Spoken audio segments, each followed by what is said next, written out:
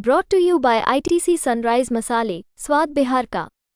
नमस्कार, आप देख रहे हैं बिहार तक और आपके साथ मैं हूं ऋचा शर्मा। बिहार की राजनीति में इन दिनों चिराग पासवान के एक्शन की खूब चर्चा हो रही है। चिराग पासवान को फिर से एलजेपीआर का राष्ट्रीय अध्यक्ष चुना गया है और तो और चिराग पासवान ने ऐलान भी कर दिया कि झारखंड में उनकी पार्टी चुनावी मैदान में उतरने वाली है। चिराग पासवान को लेकर चर्चा ये भी हो रही है कि वो अपने पिता रामविलास पासवान की तरह ही मौजूदा सियासत की नब्ज समझते हैं और उनसे भी बेहतर मौसम वैज्ञानिक है। वो क्यों, आपको समझाने की कोशिश करते हैं। देखिए, चिराग पासवान इन दिनों दलितों के मुद्दों पर काफी मुखर नजर आ रहे हैं। उनकी राजनीति में आए इस बदलाव के बाद राजनीतिक पंडितों का कहना है कि चिराग में भी एक राजनीतिक मौसम विज्ञानी नजर आ रहा है, एक ऐसा राजनेता जो राजनीतिक हवाओं का रुख समय रहते ही भाप लेता है। चिराग भी कुछ ऐसा ही करते हुए नजर आ रहे हैं। तभी तो 3 ऐसे मुद्दे हैं जिस पर चिराग ने पीएम मोदी से अलग स्टैंड ले लिया। बिहार का विधानसभा चुनाव आपको याद है ना। 2020 के बिहार विधानसभा चुनाव में चिराग की पार्टी लोजपा ने नीतीश कुमार के जेडीयू के खिलाफ अपने उम्मीदवार उतारे थे, लेकिन बीजेपी के खिलाफ कोई उम्मीदवार नहीं खड़ा किया। इस चुनाव के समय से ही उन्होंने खुद को नरेंद्र मोदी का हनुमान कहना शुरू भी कर दिया। नरेंद्र मोदी के हनुमान बन गए, अपने प्यारे प्रधानमंत्री के हनुमान बन गए।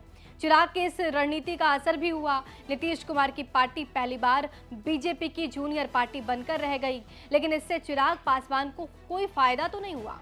लोजपा 5% वोट के साथ एक सीट ही जीत पाई, लेकिन ये 2015 के चुनाव परिणाम से तो बेहतर नजर आया, जिसमें लोजपा 2 सीटों के साथ 4.83% वोट ही हासिल कर पाई थी। मतलब 2015 से 20 में लोजपा का प्रदर्शन अच्छा हुआ था।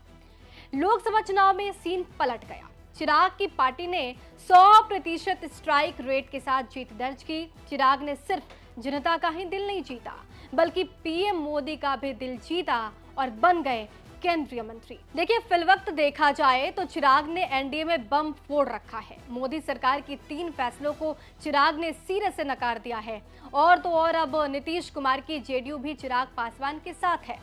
नीतीश चिराग साथ में मिलकर बीजेपी की नींद उड़ा रहे हैं इन दिनों। देखिए, कौन कौन से वो 3 मुद्दे हैं। तो कोटा में कोटा, यूपीएससी लैटरल एंट्री और वक्फ संशोधन विधेयक। इन 3 मामलों में एनडीए के अंदर से फुटओवर की स्थिति नजर आ रही है, क्योंकि चिराग का तीनों मुद्दों पर स्टैंड अलग है।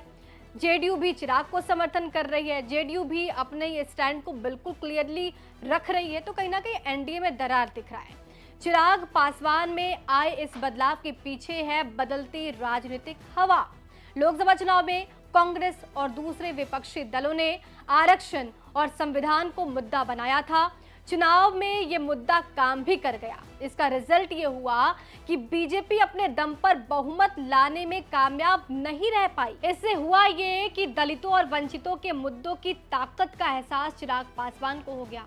रामविलास पासवान के निधन के बाद से बिहार और देश में दलित नेतृत्व में एक रिक्तियां है, मतलब बीच में गैप है। कोई ऐसा नेता नजर नहीं आता जो दलित की पॉलिटिक्स करता हो।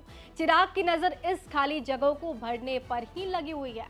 यही वजह है कि चिराग हर उस मुद्दे को उठाते नजर आते हैं जो दलित पॉलिटिक्स से जुड़ा हुआ हो। शायद यही वजह है कि जो 3 फैसले मोदी सरकार की तरफ से लिए गए, उसका विरोध चिराग पासवान करते नजर आए, क्योंकि चिराग ये भली भांति जानते हैं कि बिहार की राजनीति में दलित की पॉलिटिक्स करते हैं और दलितों का नेता अपने आप को स्ट्रांगली वो खड़ा कर पाएंगे तभी जब दलित का समर्थन उन्हें मिलेगा। यही वजह है कि चिराग कोशिश में जुटे हैं कि दलित का जो वोट बैंक चिराग के पास है ना, वो इधर उधर मतलब उनसे इतर ना जाए।